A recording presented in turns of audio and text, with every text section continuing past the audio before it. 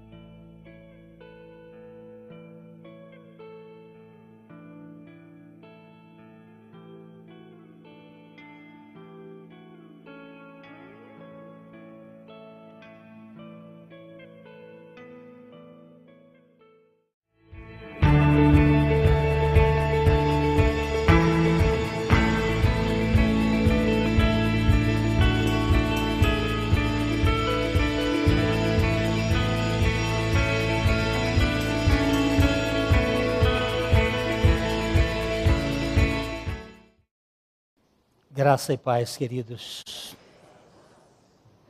Daniel, capítulo 1. Nós ainda vamos permanecer aqui nesse texto por mais algum tempo.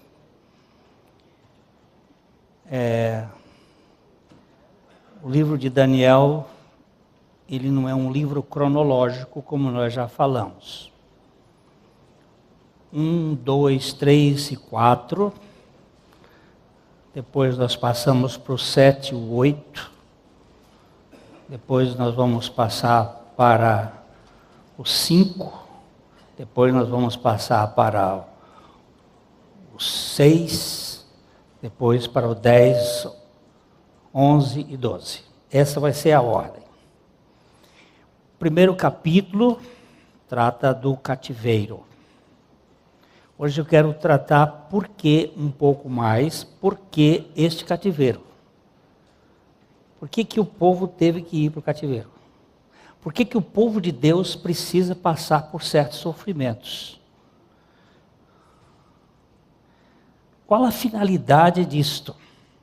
Então, Daniel capítulo 1, nós vamos ler do verso 1 ao verso 21. Sempre que nós estivermos lendo, nós vamos ler o texto todo, para a gente estar vendo o texto. Bíblia a gente lê indo e voltando. Indo e voltando. Indo e voltando. Não é como jornal, que a gente lê uma vez e chega. Bíblia a gente lê uma vez e não chega. E lê 100 vezes e não chega. E lê 200 vezes e não chega. Porque George Miller, com 93 anos, depois de ter lido a Bíblia 200 vezes, sendo 100 vezes de joelho, perguntaram para ele o que mais você queria: conhecer a palavra de Deus. E a gente lê Bíblias muito rapidinho. Então nós vamos ler os versos de 1 a 21 do capítulo 1 de Daniel.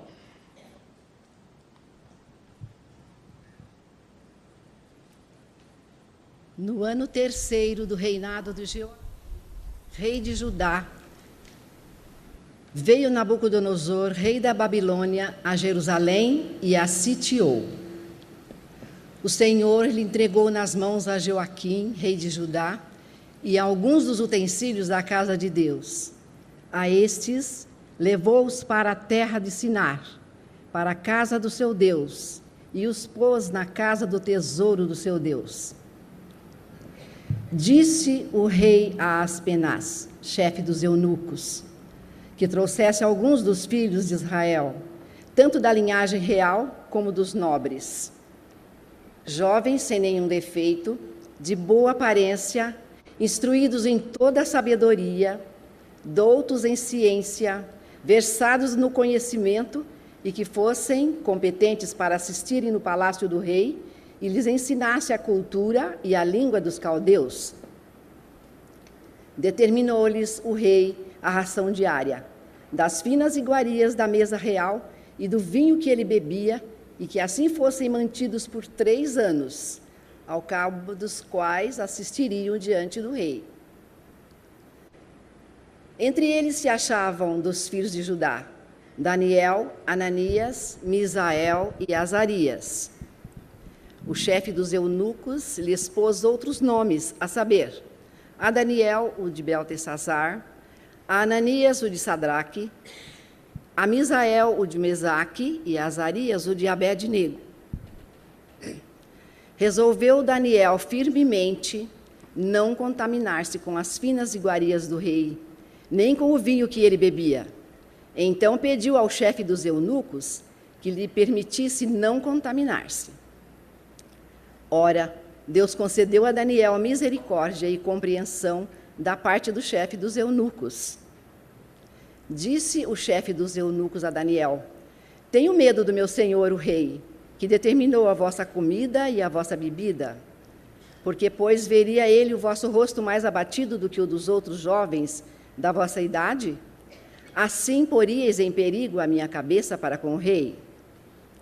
Então disse Daniel ao cozinheiro-chefe, a quem o chefe dos eunucos havia encarregado de cuidar de Daniel, Ananias, Misael e Azarias: experimenta, peço-te, os teus servos 10 dias, e que se nos deem legumes a comer e água a beber. Então se veja diante de ti a nossa aparência e a dos jovens que comem das finas iguarias do rei. E segundo vires, age com os teus servos. Ele atendeu e os experimentou 10 dias. No fim dos 10 dias, a sua aparência era melhor.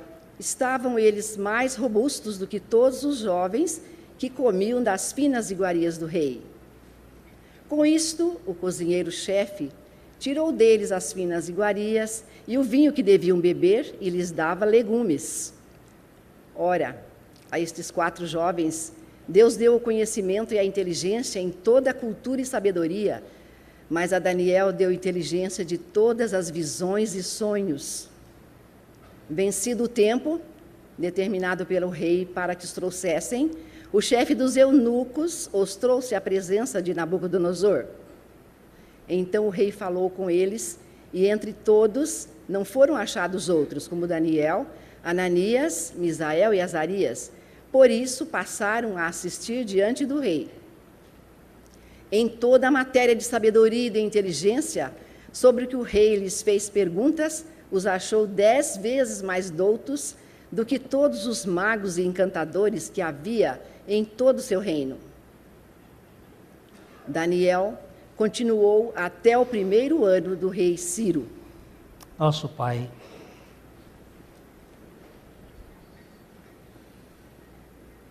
Tu és soberano e Tu controlas cada coisa que existe nesse universo. Não há nada fora do Teu propósito. Nem o pecado da humanidade te pegou de surpresa. Mas Tu és um Deus que conduzes cada um de nós. E é por causa da Tua soberania que nós rogamos que Tu venhas falar conosco. para que em tudo o teu Filho Jesus Cristo seja glorificado. É o que te pedimos em nome de Jesus. Amém. Amém. O texto está apontando que o povo de Deus, o povo que ele escolheu, e ele não escolheu este povo porque fosse maior ou melhor. Diz a Bíblia que ele o escolheu porque o amou.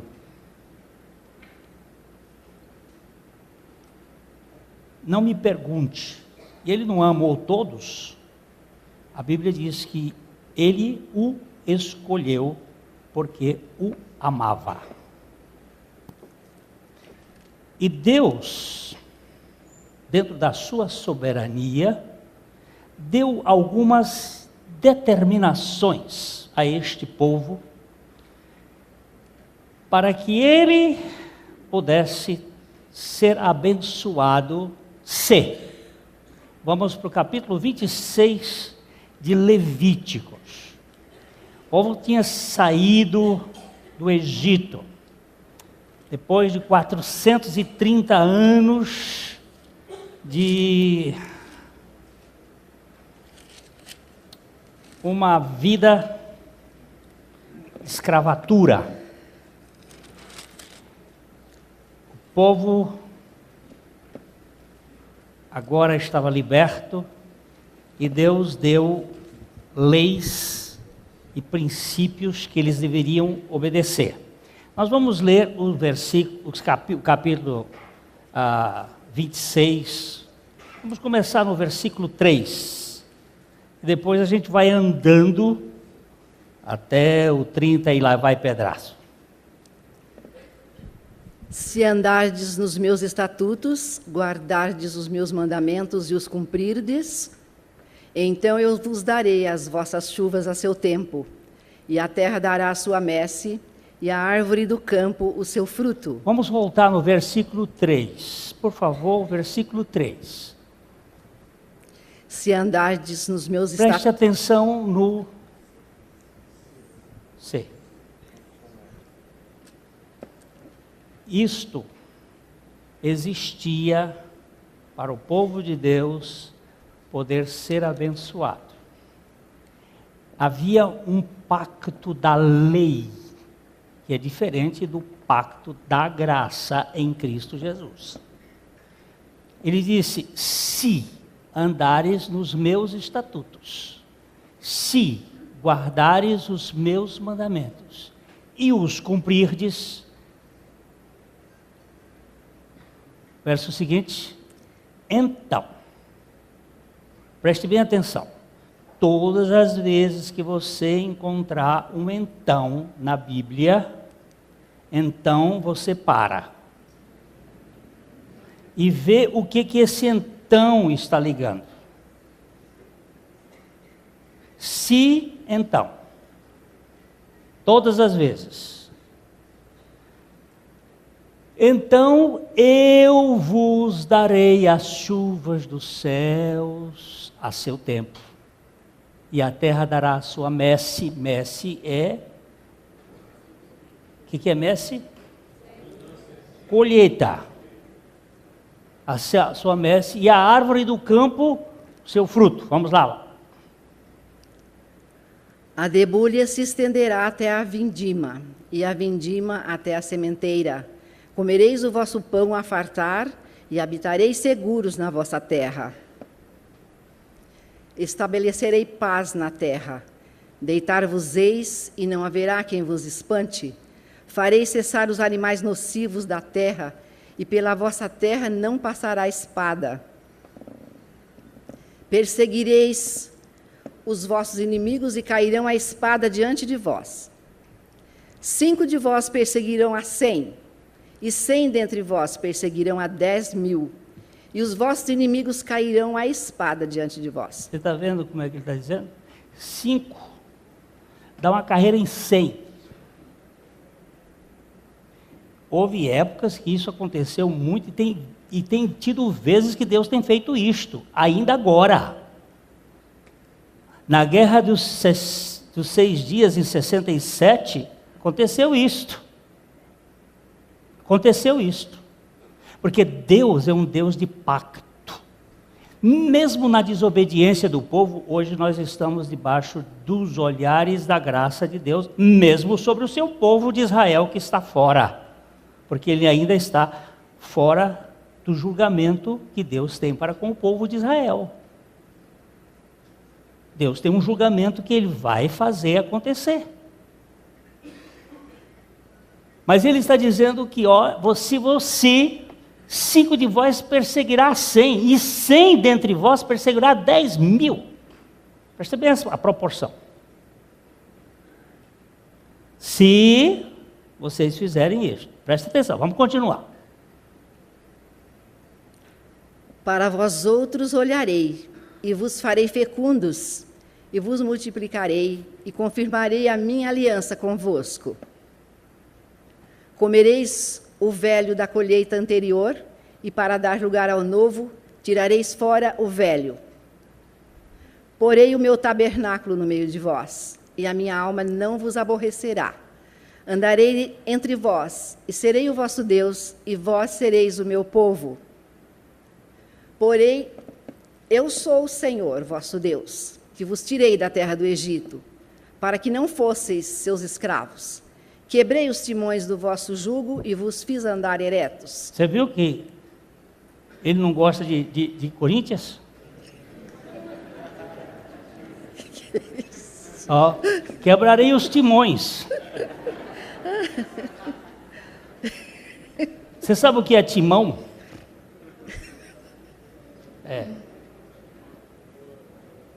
Eu não quero vocês se guiando, vocês vão ser guiados por mim. Eu vou ser o seu Deus, vocês vão ser meu povo. Mas tem um C lá atrás. Tá? Agora vamos continuar lendo. Mas, se me não ouvirdes e não cumprirdes todos esses mandamentos... Mas... O que é mas? Como é que se chama isso em português? Conjunção. Uma conjunção adversativa. Isso aí está dizendo, caso contrário, se não ouvirdes e não cumprirdes todos esses mandamentos, continua? Se rejeitardes os meus estatutos e a vossa alma se aborrecer dos meus juízos, a ponto de não cumprir todos os meus mandamentos e violardes a minha aliança, então eu vos... Olha o então. Está vendo? Está sempre assim, então. Então eu vos farei isto, porei sobre vós terror, a tísica e a febre ardente, que fazem desaparecer o lustre dos olhos e definhar a vida, e semeareis debalde a vossa semente, porque vossos inimigos a comerão. Espera aí, antes, não passe não, preste bem atenção. Ele diz, então eu. Não é acidente. Não é surpresa. Não é alguma casualidade. Não é uma fatalidade. Sou eu. Eu vos farei isto. Porei sobre vós o terror, a tísica e a febre ardente, que fazem desaparecer o lustro dos olhos. É Deus dizendo, eu farei isto. Eu farei isso. Mas que Deus, presta atenção, era um pacto, uma aliança de compromisso recíproco. Essa aliança passa a existir depois do Sinai. Antes do Sinai ela não existia. Tanto é que as 10 paradas antes do Sinai, tudo era pela graça. Depois do Sinai, tem um C. porque o povo assinou. No caso de Abraão, Abraão não assinou porque ele dormiu. Mas o povo disse assim, pode dizer que nós faremos. Aí Deus disse assim, até Deus vai dizer isso lá em Deuteronômio, quem dera que eles tivessem coração para me temer e fazer o que eu tenho mandado para eles fazerem. Quem dera que eles tivessem. Continue. Voltar-me-ei contra vós outros, e sereis feridos diante de vossos inimigos, os que vos aborrecerem, assenhorar-se-ão de vós, e fugireis, sem ninguém vos perseguir. Se ainda assim com isto não me ouvirdes, tornarei a castigar-vos 7 vezes mais, por causa dos vossos pecados.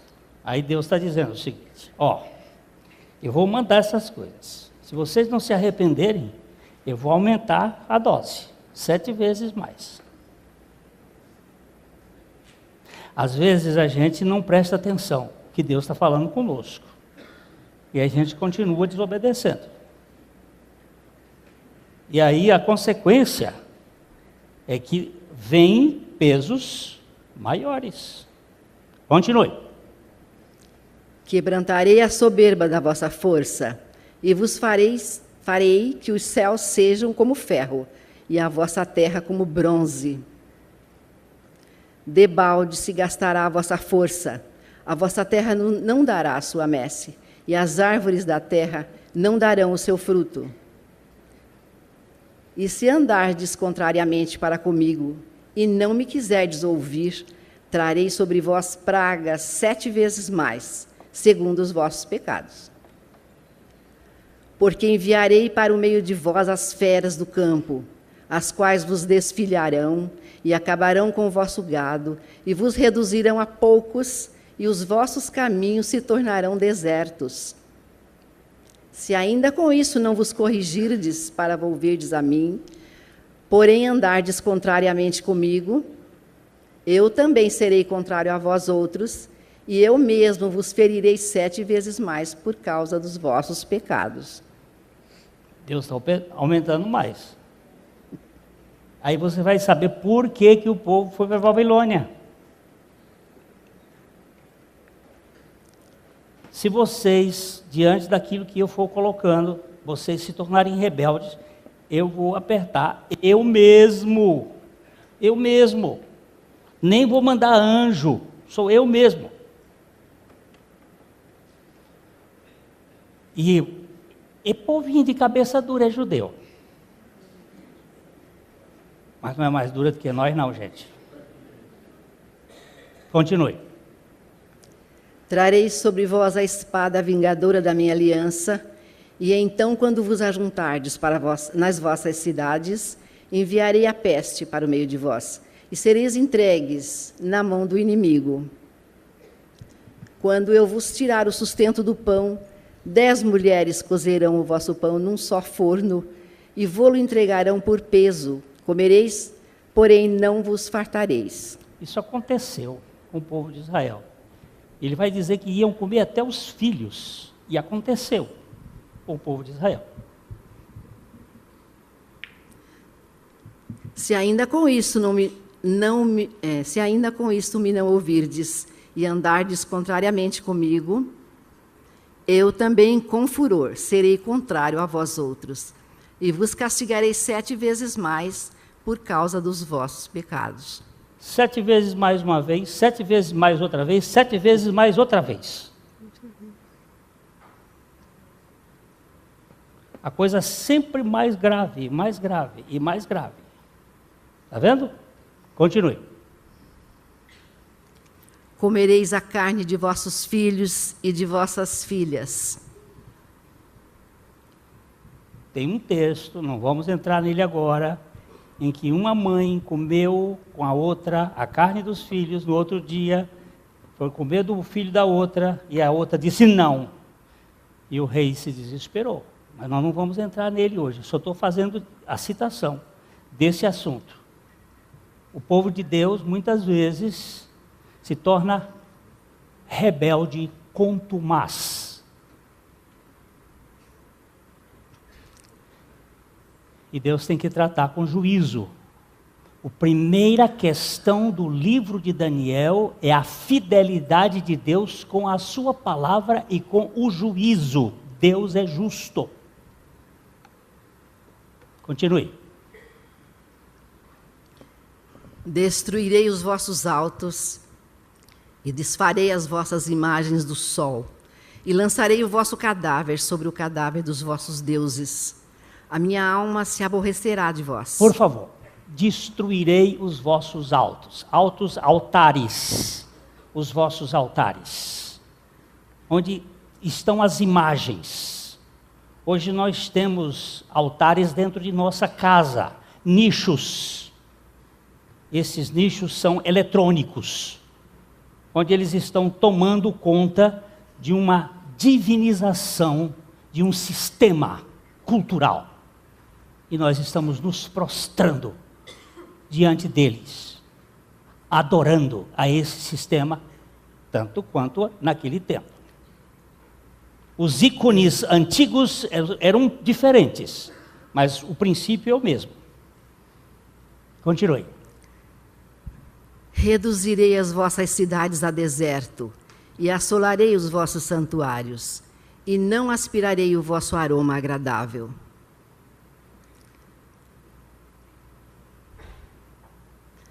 Assolarei a terra, e se espantarão disso os vossos inimigos, que nela morarem. Espalhar-vos-ei por entre as nações, e desembainharei a espada atrás de vós. A vossa terra será assolada, e as vossas cidades serão desertas. Por causa disto, a terra vai ter descanso. O descanso que vocês não me deram na terra, que eu peço que vocês façam com que a terra descanse cada 7 anos. Que as pessoas descansem cada 7 dias. Que haja descanso. Vocês não querem obedecer. Desde o dia que o rei Saul assumiu o poder. E quando o rei Saul assumiu o poder, ele teve que formar um exército. E para sustentar esse exército, ele taxou o povo. Todas as vezes que nós temos governos, eles taxam impostos. Imposto é uma taxa que é de cima para baixo. No tempo de Israel era 20%. Era o quinto dos infernos. Hoje, no Brasil, é 40% de imposto que se paga. Tributo. Empobrecendo as pessoas e fazendo o governo rico. E o governo rico fazia com que as pessoas não pagassem não deixassem a terra descansar. E por 490 anos, desde Saul até Joaquim, a terra ficou sem descanso. E aí Deus disse: agora, cumprido esse prazo, ela vai descansar. Foi por isso que ele teve que tirar o povo de lá em juízo. Vamos ver, Então a terra folgará nos seus sábados, todos os dias da sua assolação, e vós estarei na terra dos vossos inimigos. Nesse tempo a terra descansará e folgará nos seus sábados. Há quantos anos eles ficaram lá? 70 anos. 490 anos. Que a terra não descansou. Deus fez com que a terra descansasse 70 anos. Porque a cada 7 anos a terra tinha que descansar. Vamos continuar. Todos os dias da assolação descansará, porque não descansou nos vossos sábados, quando habitáveis nela. Quanto aos que de vós ficarem, eu lhes meterei no coração tal ansiedade nas terras dos seus inimigos, que o ruído de uma folha movida os perseguirá. Fugirão como quem foge da espada, e cairão sem que ninguém os persiga. Vamos parar aqui, porque nós já temos aqui o primeiro julgamento de Deus contra o povo. O julgamento da terra, do descanso da terra. O segundo julgamento, nós vamos para 2 Reis, capítulo 20. Nós vamos entender um pouco. Eu descobri que, não, citando só um versículo, muitas vezes a gente não consegue entender. Então a gente tem que pegar o contexto. Capítulo 20 de 2 Reis. O rei Ezequias ficou doente. Nós vamos entender isso aqui um pouquinho melhor. E ele fez um acordo com a Babilônia. Por causa deste acordo que ele fez com a Babilônia, veio o julgamento sobre o povo de Israel. Vamos então começar no verso 1, vamos caminhar um pouco mais. Naqueles dias, Ezequias adoeceu de uma enfermidade mortal. Veio ter com ele o profeta Isaías, filho de Amós, e lhe disse: assim diz o Senhor, põe em ordem a tua casa, porque morrerás e não viverás. Pronto, preste bem atenção. O rei adoeceu, a doença era mortal. O profeta Isaías veio estar com ele para dar a notícia, diagnóstico de Deus. Você vai morrer. Não vai viver. Verso seguinte. Então virou Ezequias o rosto para a parede e orou ao Senhor, dizendo: lembra-te, Senhor, peço-te, de que andei diante de ti com fidelidade, com inteireza de coração, e fiz o que era reto aos teus olhos. E chorou muitíssimo. O rei chamou a sua justiça. Ele clamou a Deus pela sua própria justiça. E Deus o atendeu. Antes que Isaías tivesse saído da parte central da cidade, veio a ele a palavra do Senhor, dizendo: volta e dize a Ezequias, príncipe do meu povo, assim diz o Senhor, o Deus de Davi teu pai: ouvi a tua oração e vi as tuas lágrimas. Eis que eu te curarei. Ao terceiro dia subirás à casa do Senhor. Todas as vezes que você vira o terceiro dia, guarde isso na sua cabeça. Terceiro dia está sempre ligado ao dia da redenção, ao dia da ressurreição. Sempre o terceiro dia é o dia da vida. Na criação começa a vida, na redenção começa a vida nova. E aqui ele está falando: no terceiro dia subireis à casa do Senhor. Vai lá, avisa para ele. Continue. Acrescentarei aos teus dias 15 anos, e das mãos do rei da Assíria te livrarei, a ti e a esta cidade. E defenderei esta cidade por amor de mim e por amor de Davi, meu servo. Preste bem atenção nesse texto, que é muito importante. Ele vai dizer: não é por amor a ti que eu vou te livrar, nem a ti, é por amor de mim, viu, meu filho? Meu nome está em ti, e por amor a mim, e a Davi, meu servo, eu vou cuidar de ti. Eu mesmo livrarei da mão da Síria. Os assírios eram a maior potência naquela ocasião. E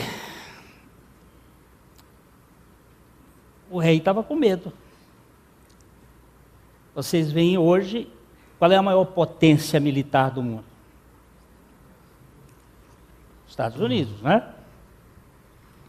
E quando ele entra numa questão, quem é que vai se meter com isso?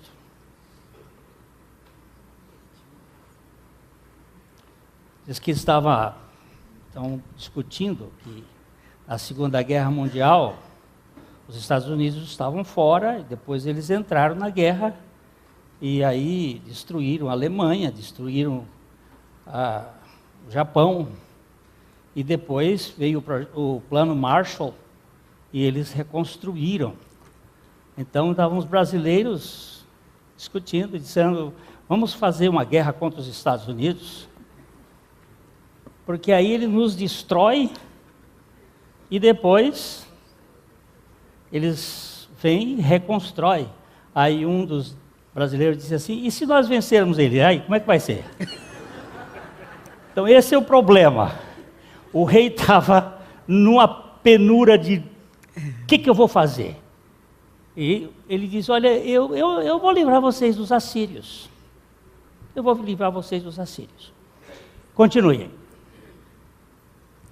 Disse mais Isaías: tomai uma pasta de figos. Tomaram-na e a puseram sobre a úlcera. E ele recuperou a saúde. Parece que ele tinha um câncer. E aqui a pasta de figo, colágeno, que talvez fosse um dos remédios. Mas o remédio maior, Deus usa a medicina. Mas o remédio maior é a obediência à sua palavra. Esse aqui é o bom remédio. Continue. Ezequias disse a Isaías: qual será o sinal de que o Senhor me curará e de que ao terceiro dia subirei à casa do Senhor? Aí ele quer um sinal. Como todo bom judeu anda atrás de sinal. Os judeus procuram sinal, os gregos procuram sabedoria. Mas nós pregamos a Cristo crucificado, loucura para os judeus, ou escândalo para os judeus, loucura para os gregos, mas para nós o poder de Deus. Todas as vezes que você vê alguém procurando sinal, saiba-se que é mentalidade judaica. Ele quer sinal, quer evidência. Outro dia eu estava ouvindo uma dessas coisas que deixa a gente sem saber o que dizer. Um pregador aí, famoso, eu não vou dar o nome dele, depois vocês veem na internet. Ele disse, eu não entendo porque o primeiro milagre de Jesus foi transformar água em vinho. Por que ele não curou uma pessoa? Por que ele não salvou uma pessoa? Mas transforma água em vinho.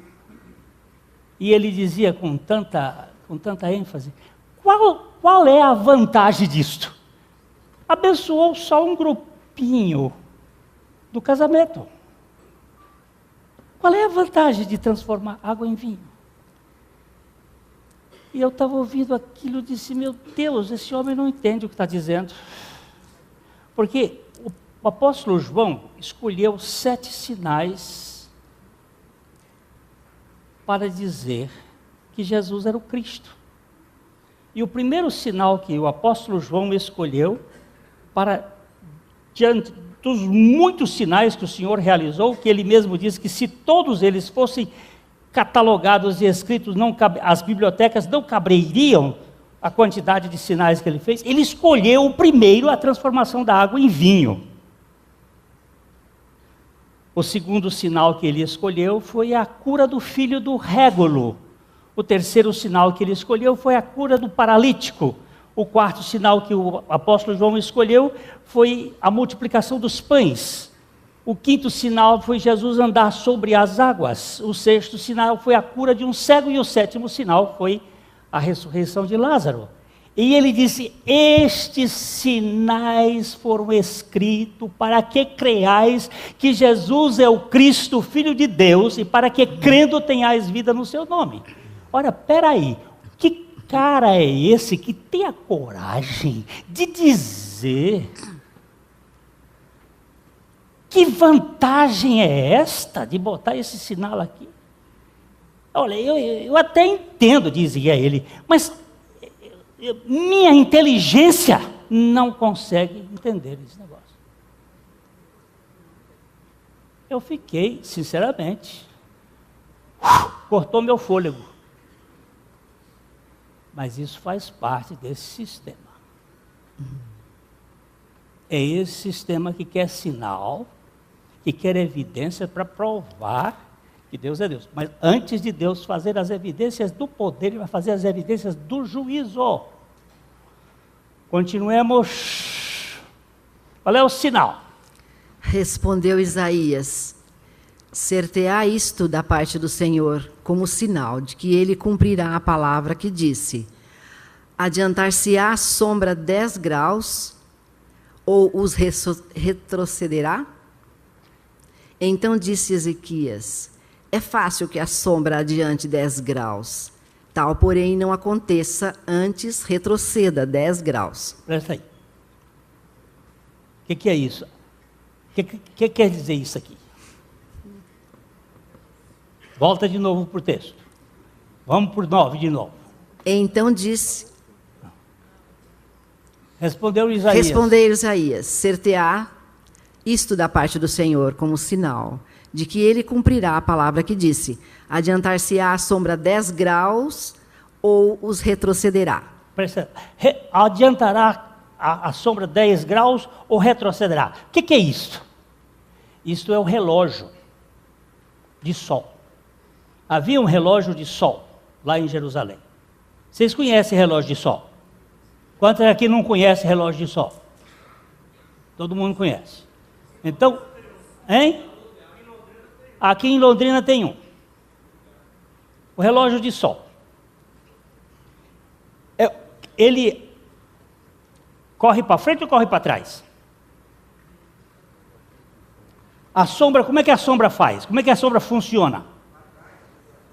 A sombra vai para frente ou retroage? Vai para frente. Porque o relógio de sol, a sombra está apontando e ela vai rodando de acordo com o movimento do sol. Ele vai para frente ou vai para trás? Aí ele responde no verso. É fácil para a sombra adiantar 10 graus. Tal, porém, não aconteça antes. Retroceda 10 graus. Faz com que a sombra do sol volte 10 graus. Em vez dela ir para frente, ela volte 10 graus. O que significa isto? O que significa isto? Não, significa que Deus vai ter que mexer no sistema solar. É verdade.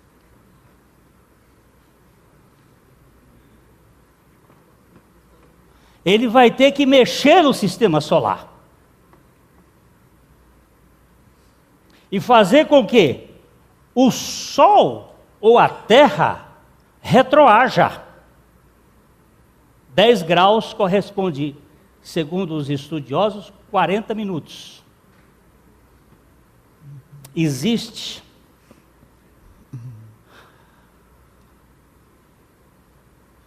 um estudo feito que na espiral da Terra faltam 24 horas no seu movimento. 24 horas. Estão faltando. Para lá, estudo mais para cá, vai mais para lá, vai mais para cá, descobriram que 23 horas e 20 minutos estão ligados ao dia da guerra dos judeus com os gibeonitas. Quando o general Josué pediu a Deus que desse um dia maior. E a Bíblia diz que a lua parou-se no vale de Aijalon e o sol no vale de Gibeão por quase um dia.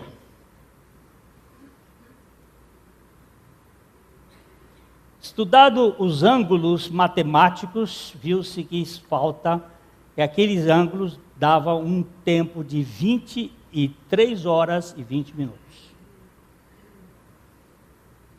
Mas ficava faltando 40 minutos. E onde estão os 40 minutos? Aqui. Quando o relógio de Acás voltou 10 graus dos graus já corridos. Vamos para frente. Então o profeta Isaías clamou ao Senhor e fez retroceder 10 graus a sombra lançada pelo sol declinante no relógio de Acás. Então o relógio que tinha dado para lá voltou 10 graus aqui, esses 10 graus correspondem a 40 minutos, e foi o sinal que Deus deu. E Deus disse para o rei Ezequias o seguinte: Ezequias, eu criei o universo, Para eu jogar bolinha de gude com as estrelas é fácil para mim. Eu carrego elas nas minhas mãos. Eu peso as estrelas em balança de precisão. Elas são como areia. Eu sou o Senhor do universo. Você está discutindo o quê, meu filho? Você está atrás de sinal. Eu fico horrorizado comigo quando eu busco sinal. Senhor, me dá um sinal. Bota o novelo aqui. Se ele encher de água, só o novelo ficar tudo seco como Gideão fez. Então, Senhor, eu vou crer que o Senhor é o Senhor. Aí Deus faz. Porque Deus é gracioso. Deus é misericordioso. Encheu o novelo de água. Aí ele disse, tá bom, agora vamos fazer o seguinte. Fica molhado tudo e fora e o novelo seco. Tá bom. Se você vive por essas evidências, se você é desses que precisa disso, tá aí. E você pensa que Gideão creu? Depois você vai ver as atrapalhadas que ele fez. Porque nós somos assim. A Bíblia não tem heróis perfeitos. Tem um Deus perfeito que se fez homem. E como o homem assumiu a imperfeição da humanidade, foi para uma cruz, para nos libertar da onipotência ou da teomania de querermos ser os governantes deste mundo. Então vamos lá. Nesse tempo, Merodach-Baladã, filho de Baladã, rei da Babilônia, enviou cartas e um presente a Ezequias, porque soube que estivera doente. Presta atenção. Babilônia é adversária da Síria. A Síria era a potência máxima. Babilônia era a Rússia. A Síria era Estados Unidos. Para comparar, tá? Israel já tinha desaparecido. Agora só tinha Judá. A Síria já tinha destruído Israel, as 10 tribos. E agora ele vem com um presentinho, com uma propina, com algo para chamar atenção. Viu? Ele, sabendo que o rei Ezequias tinha ficado doente, estava curado, mandou um presentinho a Ezequias, porque soube que estivera doente. Continue. Ezequias se agradou dos mensageiros e lhes mostrou toda a casa do seu tesouro, a prata, o ouro, as especiarias, os óleos finos, o seu arsenal e tudo quanto se achava nos seus tesouros. Nenhuma coisa houve nem em sua casa, nem em todo o seu domínio, que Ezequias não lhes mostrasse. Eu vou fazer um parêntesezinho aqui. Você que gosta de contar vantagem. Você que gosta de quê? Que gosta de contar que teve sucesso. Uhum. Você conta isso para um invejoso, é prato do dia. Ele vai tirar tudo isso de você. Ele vai começar a fazer uma seca-pimenteira na sua vida, que você vai ver o que vai dar. É um xiste aqui, uma brincadeira, mas a coisa é mais séria. O rei Ezequias ficou muito agradado de que um babilônio viesse até o seu país para... Ora, afinal de contas, um comendador, o que é um comendador? É aquele que recebe uma comenda, uma distinção, por ser alguém importante. Olha aqui, mas na verdade, Ezequias fez uma coisa, ele estava fazendo um acordo, dizendo o seguinte: nós temos condições de lutar junto com vocês, que nós somos ricos, nós somos poderosos, nós temos riqueza, nós temos um arsenal, nosso arsenal é bom, de guerra, nenhuma coisa houve em sua casa e em todo o seu domínio que Ezequias não lhe mostrasse.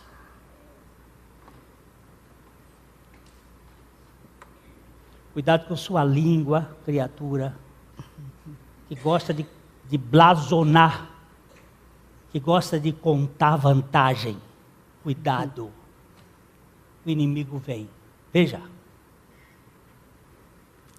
Então Isaías, o profeta, veio ao rei Ezequias e lhe disse: que foi que aqueles homens disseram e de onde vieram a ti? Respondeu Ezequias: de uma terra longínqua vieram, da Babilônia. Perguntou ele: que viram em tua casa? Respondeu Ezequias: viram tudo quanto há em minha casa. Coisa nenhuma há nos meus tesouros que eu não lhes mostrasse. Então disse Isaías a Ezequias: ouve a palavra do Senhor. Eis que virão dias em que tudo quanto houver em tua casa, com o que entesouraram teus pais até o dia de hoje, será levado para a Babilônia. Não ficará coisa alguma, disse o Senhor. Preste bem atenção. Por que que o povo teve que ir para a Babilônia? Primeiro, porque deixou de cumprir os mandamentos do Senhor e o descanso da terra. Segundo, porque o rei fez um acordo com a Babilônia, de mostrar as suas coisas e dizer: olha, pode contar comigo que nós vamos juntos. Babilônia e povo de Deus não andam juntos. São dois sistemas diferentes. O povo de Deus anda pela fé. Babilônia anda pelas coisas computáveis. Estou usando linguagem absolutamente moderna. Vocês vão entender. Não ficará coisa alguma, disse o Senhor. Vamos em frente. Dos teus próprios filhos que tu gerares, tomarão, para que sejam eunucos no palácio do rei da Babilônia. Agora você vai entender. Daniel, Ananias, Misael e Azarias se tornaram eunucos na casa do rei. Eles são da linhagem da casa real de Davi e se tornaram eunucos castrados.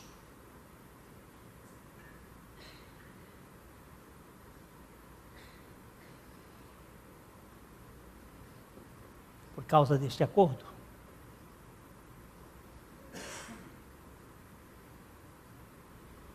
Quando nós comemos nesse menu, por isso que nós vamos ter que entender o menu de Daniel, não queremos comer carne sacrificada a Moloque, aos deuses Bel.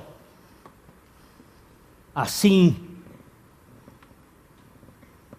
nós precisamos comer comida antes da queda,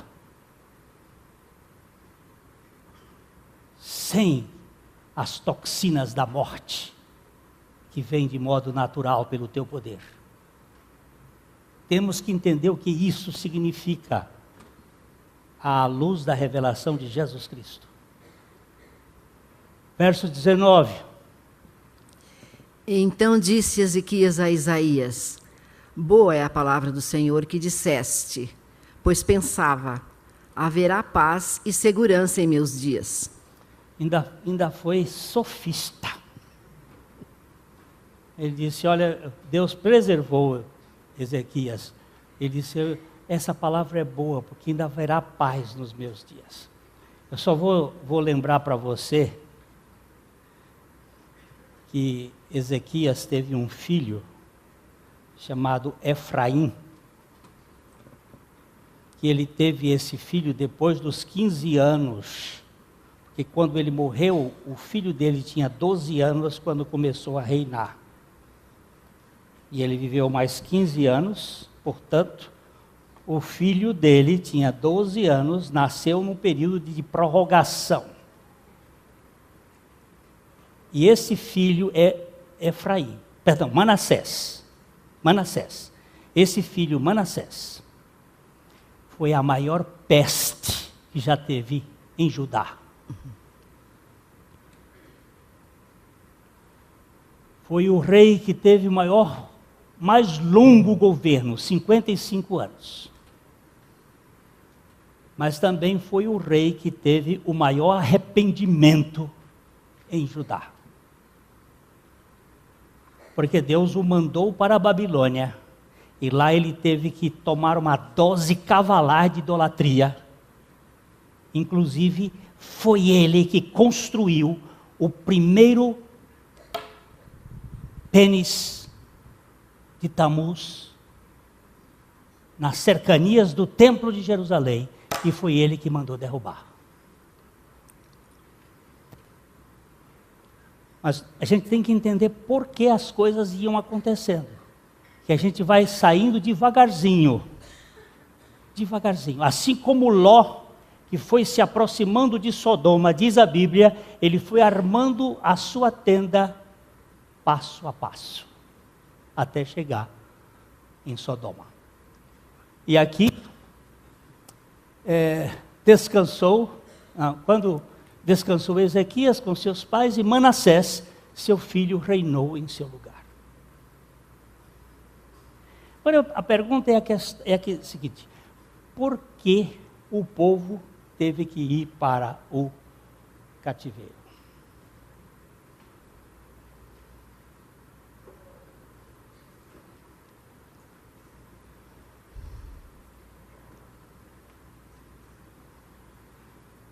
Deus, soberanamente, deu o seu povo nas mãos dos seus inimigos, porque o povo havia perdido a direção e o governo de Deus nas suas vidas. Por isso que Jesus, quando começa a oração do Pai Nosso, ele disse: Pai Nosso, Tu mesmo santificas o Teu nome. Venha a nós o Teu governo, e que seja feita a Tua vontade, assim na terra como é no céu. Pai nosso, só se Tu santificares o Teu nome nas nossas vidas, nós podemos querer o Teu governo na nossa vida, e nós queremos estar debaixo da Tua vontade, seja aqui ou seja lá, qualquer que for a Tua vontade.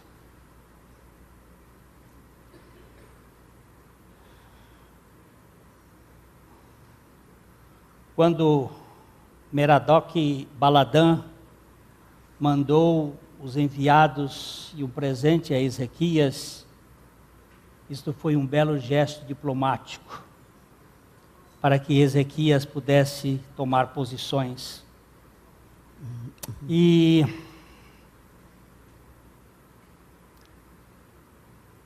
ele não percebeu, e aí a gente podia ler depois o capítulo 19 do 2 Reis, mas nós não vamos ler agora, porque não tem tempo, que Deus destruiu 180 mil soldados numa noite, sem nenhuma arma, provavelmente com um vírus ebola,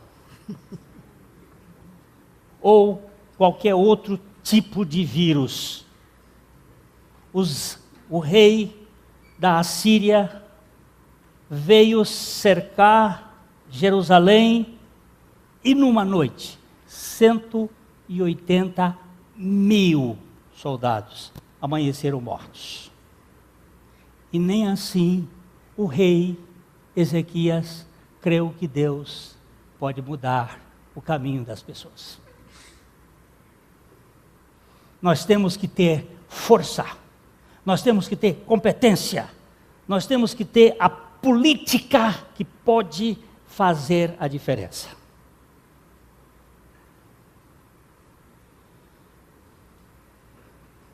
A política substitui a confiança no Senhor.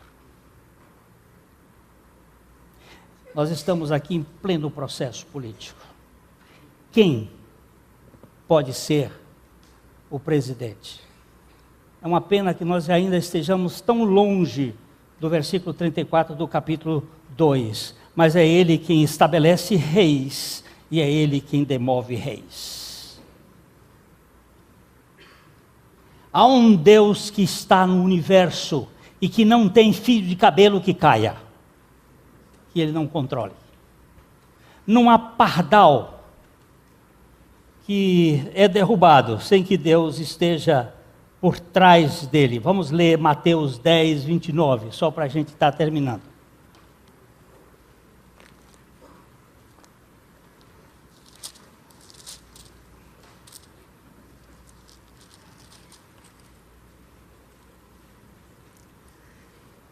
Não se vendem 2 pardais por um asse, e nenhum deles cairá em terra sem o consentimento de vosso Pai. Não se vende 2 pardais por a menor moeda,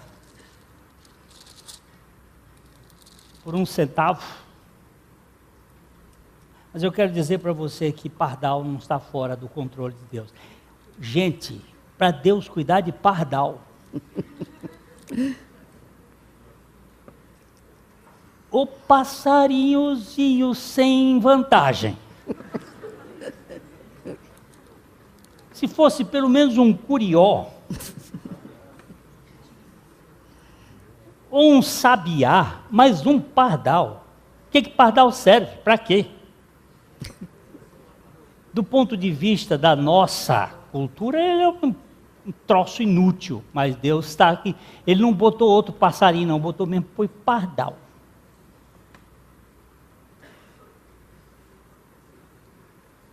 Dizem que não havia pardal na América do Sul. E que foi o Marquês de Pombal que mandou essa desgraça para cá, para o Brasil. Eu não sei da veracidade dessa história, mas eu já ouvi contar. Agora, eu sei de uma coisa. Que nós estamos, às vezes, preocupados com coisas que estão acontecendo nas nossas vidas. E que há um Deus soberano no controle de tudo isso que acontece. Para os crentes em Jesus Cristo, cada circunstância é um meio para promover a graça e a santificação do Senhor nas suas vidas. Daniel e os 3 amigos sofreram uma dose cavalar de reprogramação de suas mentes, desde o momento em que foram repatriados com a mudança radical de sua cultura, a violência da identidade masculina, o rebatismo com nomes ligados à idolatria e a tentativa de uma dieta nova que vinha contra o menu kosher, além do que estava ligado ao sacrifício dos deuses pagãos, não foi capaz, nada disso foi capaz de mudar o plano de Deus para a vida daqueles moços e de executar aquilo que ele queria para que a sua vontade fosse estabelecida. Ele quer que esqueçamos, Satanás quer que esqueçamos expressões daquilo que Deus é e nós nos envolvamos com a preocupação do que vai acontecer. Ele quer que a gente esqueça da singularidade do nosso Deus e do cuidado que Ele pode proporcionar. Ele quer que a gente esqueça a educação dele e passe a ter uma educação da Babilônia no meio dos nossos filhos. Ele quer controlar o processo educativo para que nossos filhos cresçam imersos em uma cosmovisão de mundo, em uma filosofia de vida que não dependa de Deus, mas dependa do homem.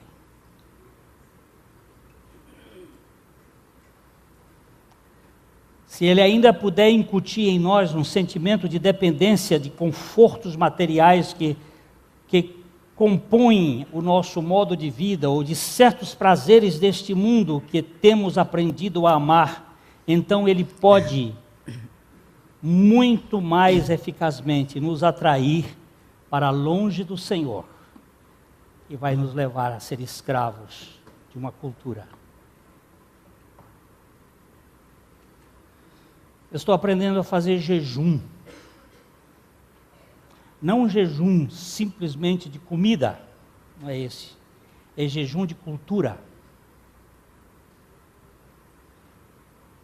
Jejum desta comida que está sendo colocada nas nossas casas através de livros, através de televisão, através de cinema, através desse sistema que vai nos mantendo simplesmente comendo, o que eu posso dizer?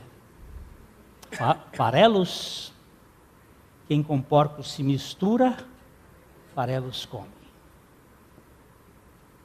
Estou pedindo a Deus que me dê condições como Daniel, que Ele me dê clareza quanto ao foco deste capítulo 1,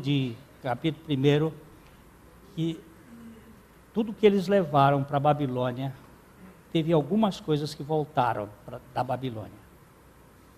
Os homens não voltaram, quase nenhum, alguns voltaram, mas Daniel, Misael, Ananias e Azarias não voltaram. Mas o que voltou foram os objetos do culto. Lá no livro de Esdras nós vemos eles voltando. Aquilo que foi levado. No capítulo 5 de Daniel nós vamos ver por que o rei Beltesazar teve aquela visão onde apareceu na parede Mene, Mene, Tekel, Urfassim, ou Perizim.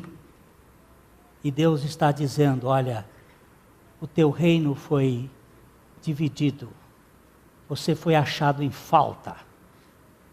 E naquela noite, o rei Ciro conseguiu tirar as águas do rio, tirar do canal as águas do rio Eufrates e entrar por baixo da cidade e tomar a cidade de Babilônia, que era a maior fortaleza do mundo. Deus havia dito, mais ou menos 170 anos antes, por meio do profeta Isaías, o meu servo Ciro, chamou pelo nome, 170 anos antes dele nascer, o meu servo Ciro, que eu chamo pelo seu nome, ele irá adiante, as portas de ferro serão abertas, os portais de bronze serão abertos, e ninguém poderá impedir, porque ele precisa saber que eu sou o Deus que governa o universo.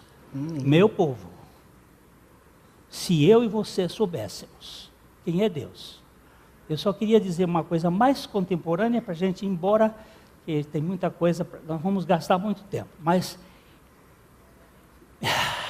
1944, a frota mais potente do mundo, da Alemanha, se colocou para atacar a Inglaterra. Seus navios contra torpedeiros, seus navios fortíssimos, dirigindo um homem chamado Rhys Howells. Se você quiser, pode procurar esses livros, ainda existe na internet, você pode pegar o homem que intercedia, o intercessor, Rhys Howells. Tem em espanhol, em português eu acho que deve ainda ter, o Maurício está dizendo que tem. Aquele homenzinho, um homenzinho inexpressivo, lá da Inglaterra, e sempre andava de chapéu, foi para o Canal da Mancha, se prostrou diante do Senhor, e disse, Senhor,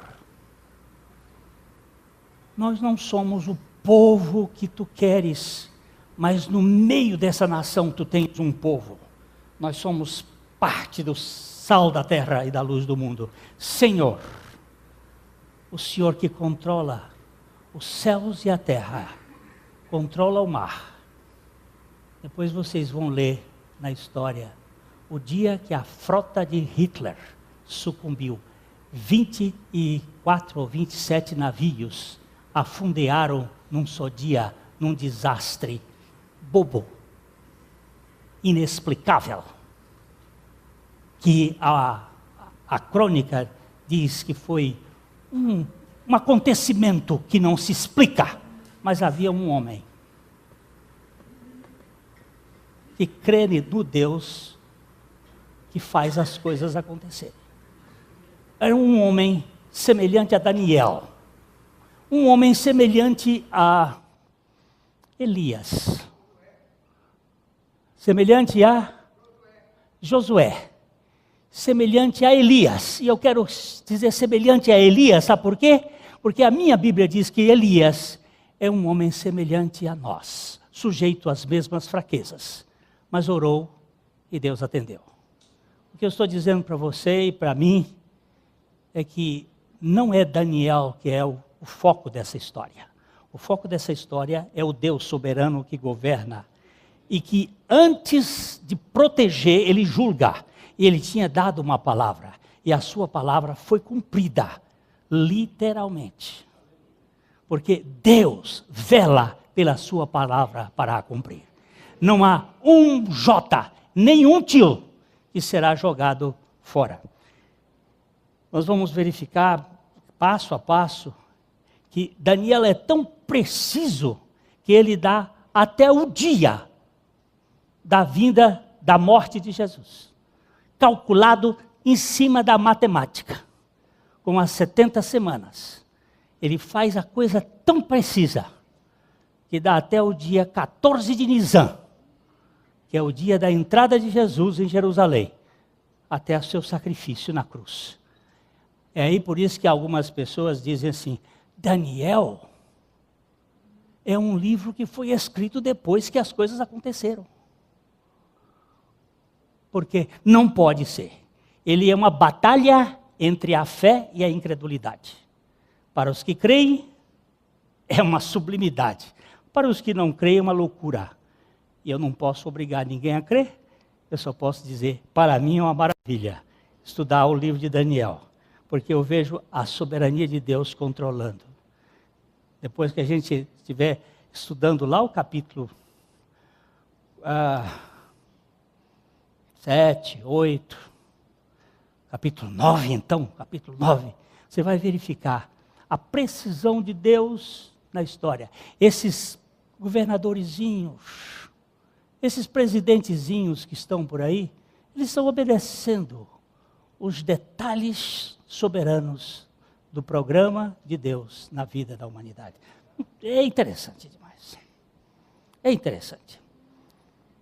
Que o Senhor nosso Pai de toda graça nos conceda a mesma fé que Ele deu a Daniel, a Sadraque, Mesaque e Abdenego, porque eles não eram especiais.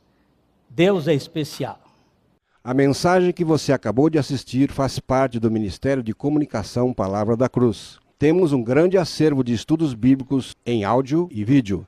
Distribuímos também gratuitamente o jornal mensal Palavra da Cruz. Entre em contato conosco pelo fone 0 operadora 43 3372 8900 ou pelo e-mail livraria@piblondrina.com.br. Visite-nos pelo site www.livrariapiblondrina.com.br ou acesse www.piblondrina.com.br. Graça e paz.